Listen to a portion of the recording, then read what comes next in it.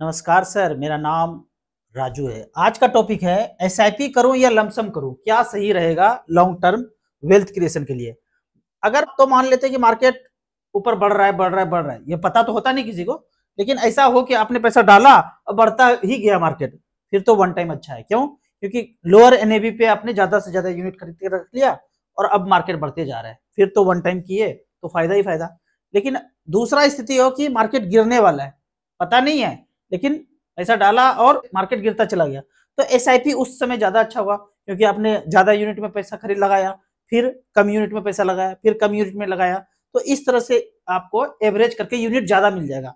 तो जब मार्केट गिरता हुआ हो तब तो एसआईपी फायदा करेगा, और जब मार्केट बढ़ता हुआ हो तो वन टाइम फायदा होगा। लेकिन ये तो पता है नहीं किसी को। कोई फंड पिछले 15 साल में मान लेते हैं कि 15% का रिटर्न दिया, तो उस जर्नी में आप पैसा यहां लगाएं यहां लगाएं यहां लगाएं यहां लगाएं, कहीं भी लगाएं, एवरेज उतना ही रिटर्न मिल जाएगा। जो एवरेज फंड का एवरेज रिटर्न दिख रहा है 15%, लगभग उतना ही मिलेगा।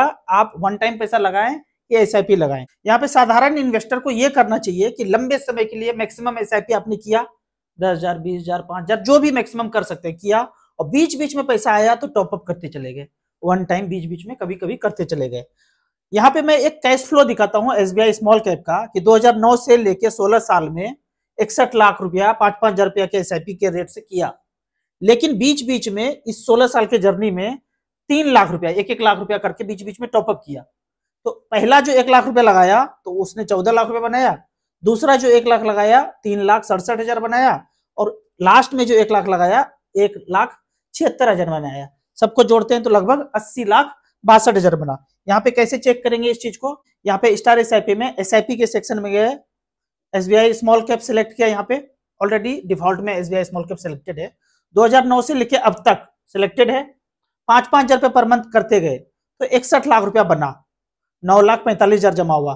अब यहाँ पे कैश फ्लो में हर 4 साल में 1-1 लाख रुपया डिपोजिट किया, तो बच्चों को 48 सीरियल नंबर 48 में देखेंगे कि 1 लाख रुपया यहाँ पे किसी ने वन टाइम लगा दिया। यहाँ पे कैसे लगाया?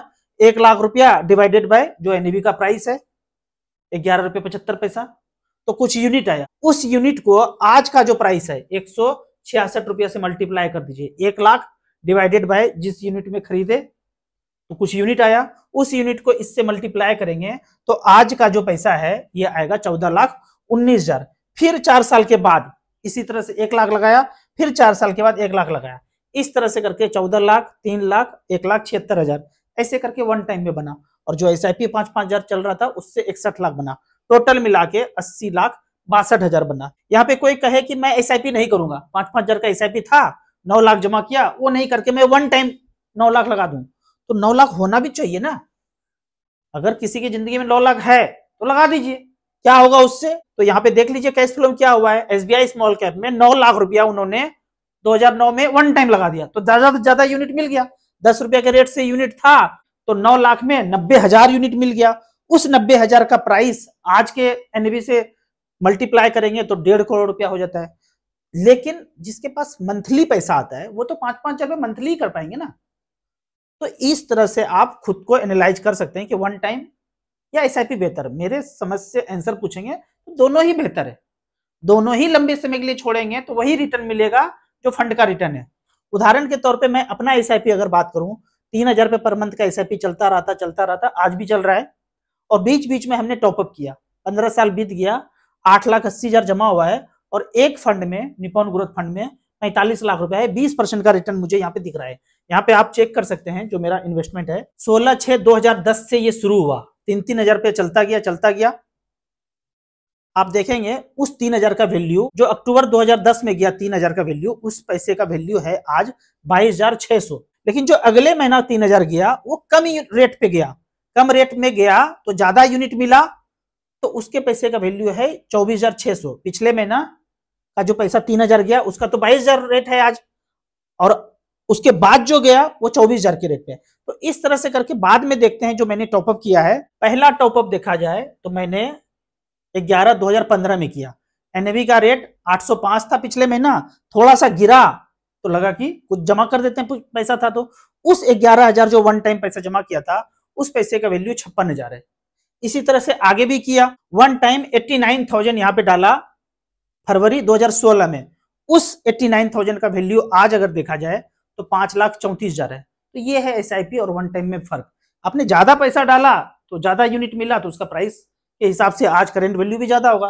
3,000 जो पिछले महीना गया था उसका वैल्यू 16,000 है, जो पीछे महीना 3,000 ही कटा, बाद में मैं 89,000 डाल दिया तो उस पैसे की वैल्यू 5,34,000 है। तो जाहिर सा बात है कि पैसा आपके पास है लगा के छोड़ेंगे। अब ये बात जो मैंने 89 लगाया ये साल को बीत गए 2016 में लगाया था, तो 9 साल तो बीत गए ना, तो 9 साल में ये पैसा बना है। अगर टोटल देखा जाए तो हमने 8,80,000 डाला, जिस पैसे का वैल्यू आज दिख रहा है यहाँ पे 45,51,000। परसेंटेज रिटर्न अगर देखें तो 20% का मुझे एवरेज रिटर्न मिल रहा है यहाँ पे। अब यहाँ पे कुछ कमेंट्स का बात करते हैं, उसके पहले इन्वर्टेड कॉमा में आज एक कहानी है। कहानी है इस शताब्दी से पहले, 1600 शताब्दी से पहले, जब यहाँ पे अंग्रेजन .com यहाँ पे नहीं आया था। तो जब ये आया तो देखा कि हम लोग सोने में ट्रेड कर रहे हैं, लेन देन सोने के सिक्के में कर रहे हैं। उसको लालच लगा कि सारा हमारे पास आना चाहिए, तो लोगों को बोलना शुरू किया आप क्या ये इतना भारी भरकम लेके चल रहे हैं, कोई चोरी भी कर लेता है, डकैती भी कर लेता है। वो करवा भी दिया, इधर उधर छीन छोर करवा लिया। बोला कि अब चारों तरफ से टीवी मीडिया रिंगटोन में बजवा दिया कि आप अपने पास मत रखो, हमारे पास दे दो, और हमारे पास जब दोगे ना तो हम आपको एक पर्ची देंगे और पर्ची पे लिखा होगा प्रॉमिस टू पे ऑन डिमांड, जब भी बोलोगे दे दोगे, एट एनी ऑफिस जहां से भी सिक्का जमा किए थे, और ये कागज देंगे। ये 100 रुपया का नोट है उस समय का, जब सारा सिक्का लिया तो ये वाला दिया। जब भी ये लौटाते थे तो सिक्का मिल जाता था। 10 रुपया में 1 तोला, जब भी 10 रुपया का कागज लौटाते थे 1 तोला मिल जाता था। 100 रुपया बच्चे का शादी है, लौटाया, सिक्का मिल जाता था, लिखा हुआ था ऑन डिमांड दूंगा, एट एनी ऑफिस दूंगा।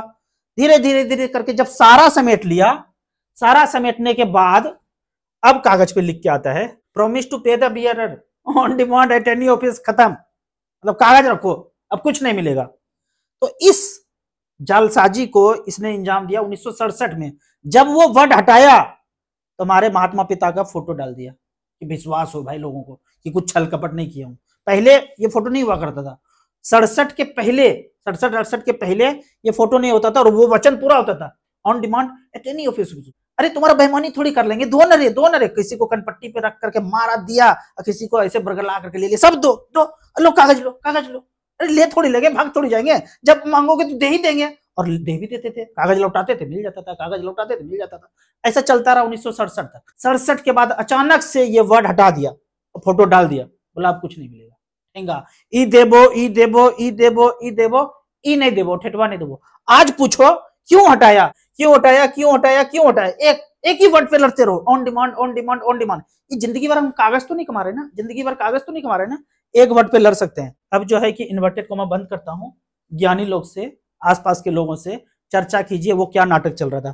पहले क्वेश्चन पे आते हैं। राउत सर मेरे पास 70-80 लाख रुपया आएगा एसटीपी के थ्रू, 12 मंथ में सारा पैसा लगा दूं करंट पोर्टफोलियो में, या फिर वेट करूं अगले गिरावट तक? आपके जगह मैं होता तो मैं लगा देता। यदि आपके पास टाइम है यहाँ से 12-15 साल तो जरूर लगा करके, 12 महीने के अंदर लगा करके, जो भी आपका मिड कैप स्मॉल कैप चल रहा है उसमें लगा करके लंबे समय के लिए छोड़ दीजिए। 5 लाख म्यूचुअल फंड का पोर्टफोलियो, यदि आप पहली बार इन्वेस्ट कर रहे हैं और लंबे समय के लिए बने रहना चाहते हैं, 15-20 साल लगा के छोड़ना चाहते हैं, तो 2-3 स्मॉल कैप ले लीजिए, एक मल्टी कैप, एक फ्लेक्सी कैप ले करके लंबे समय के लिए छोड़ दीजिए। बीच में गिरावट होगा तो उसमें डरना नहीं है, कुछ वीडियो देखेंगे समझ में आएगा, फिर आपको डर नहीं लगेगा मार्केट से। और ये जो 5 लाख रुपया, इसको भी आप 10 महीने में 50-50 हजार रुपया हर महीने लगा करके 10 महीने में लगाएंगे। जिसका एयूएम सबसे ज्यादा है, स्मॉल कैप हो, मल्टी कैप हो, फ्लेक्सी कैप हो, जिसका एयूएम सबसे ज्यादा है उसमें आप बराबर बराबर पैसा करके इन्वेस्ट करके छोड़ दीजिए। राव सर आप सिर्फ स्मॉल कैप फंड ही क्यों बताते हैं? रामदेव बाबा भी अनुलोम विलोम कपालभाति बताते हैं, वो 2 किया ना सारी बीमारी खत्म हो जाएगा, लग के करना पड़ेगा। ठीक उसी तरह से फाइनेंशियल फ्रीडम पाना है, लंबा समय है आपके पास, तो ये दोनों फंड, एक स्मॉल कैप मिड कैप भी बताता हूं, उसमें लगा के चलते रहिए, फाइनेंशियल फ्रीडम मिल जाएगा। एक और जोड़ सकते हैं बाद में, थोड़ा दूर चलने के बाद पोर्टफोलियो थोड़ा दूर पहुंच जाए तो एक माइक्रो कैप भी स्टार्ट कर सकते हैं। मैं तो रिटायरमेंट हुए 3 साल हो चुके हैं, केवल एक प्लॉट है, कम से कम 45 लाख में बिकेगा, क्या प्लान हो सकता है? पेंशन 55,000 मिल रहा है, आपको कुछ भी नहीं करना है, जैसे जीवन चल रहा है वैसे चलते रहना है। अब इस एज में म्यूचुअल फंड में घुसेंगे तो हलचल मोगेम्बो कुछ ज्यादा कर रहा है, तो आपको नहीं आना है। हाँ इतना पैसा लगाइए कि बच्चे को, पोते को, बेटे को, बहू को आप ऐसे ही गिफ्ट कर सकते हैं। तो 5,000 रुपया, 10,000 रुपया या 1-2 लाख रुपया लगा करके छोड़ दिए, लंबे समय के लिए चलता रहे कि भाई ऊपर हलचल होगा भी तो हमें क्या करना है, हम तो ऊपर से जाके ऐसे देख ही सकते हैं। तो आपका जो प्लॉट है, प्लॉट में ही रहने दीजिए, कुछ भी हलचल करने की जरूरत नहीं है। मैं 14,000 का एसआईपी करना चाहती हूँ, मुझे कितने स्मॉल कैप फंड लेने चाहिए? 14,000 का है तो 7 फंड 2-2 हजार रुपया करके आएगा। 4 स्मॉल कैप ले लीजिए, एक मल्टी कैप, एक फ्लेक्सी कैप, एक मिड कैप, जिसका एम सबसे ज्यादा है बराबर बराबर करके लगाते चले जाइए। बीच बीच में झटका लगेगा, डाउन होगा। मैं आपको ना अपना याद दिलाऊं पोर्टफोलियो का, जो अभी मैं पोर्टफोलियो निपॉन ग्रोथ फंड दिखाया, 3 साल के बाद मेरा पोर्टफोलियो निगेटिव था। 3-3 हजार करके 1,15,000 जमा किया और वैल्यू 90-95 हजार था। तो उसी तरह आपका भी 14,000 रुपया पर मंथ कर रहे हैं, 3-4 साल के बाद निगेटिव हो तो भी नहीं डरना है। बीच बीच में थोड़ा थोड़ा हो तो टॉपअप ही करना है, लंबे समय के लिए बना रहना है। क्या ईएलएसएस फंड से 3 साल के पहले निकाल सकते हैं? बिल्कुल नहीं निकाल सकते हैं, पैसा निकाल नहीं सकते हैं। आपने 5-5 हजार का एसआईपी कर रहे हैं तो आप उसको 3 साल के पहले नहीं निकाल सकते हैं। जो भी पैसा गया, आज 5 हजार गया 3 साल के लिए लाओ, फिर अगले महीना 5 हजार गया वो 3 साल के लिए लाओ, फिर उसके अगले महीने 5 हजार गया 3 साल के लिए लाओ। बंद कर सकते हैं कि 5-5 हजार रुपया आपके बैंक अकाउंट से जा रहा है, दरखास्त दे दीजिए, बैंक में बंद हो जाएगा। म्यूचुअल फंड में दरखास्त दे सकते हैं, बैंक में दे सकते हैं, खुद ऐप से भी कर सकते हैं। बंद करना अलग बात है, पैसा निकालना अलग बात है। जो भी पैसा पिंजड़ा में गया, टैक्स वाला फंड है तो, ईएलएसएस है तो, वो 3 साल के पहले नहीं निकल सकता है। और सारा पैसा एसआईपी वाला निकालना है तो लास्ट पैसा जो गया है उसको 3 साल रुकना पड़ेगा, तब सारा पैसा आएगा। मेरे पास 10 लाख रुपए किस म्यूचुअल फंड में डाले? मेरा ऑलरेडी एसबीआई कॉन्ट्रा फंड में 21 हजार का एसआईपी चल रहा है। 10 लाख रुपया है, टाइम कितना है, रिस्क कितना ले सकते हैं? ऐसा नहीं कि थोड़ा सा गिरा और आप गाली देना शुरू कर दिए मार्केट को भी, म्यूचुअल फंड को भी, हमें भी, चैनल पे भी।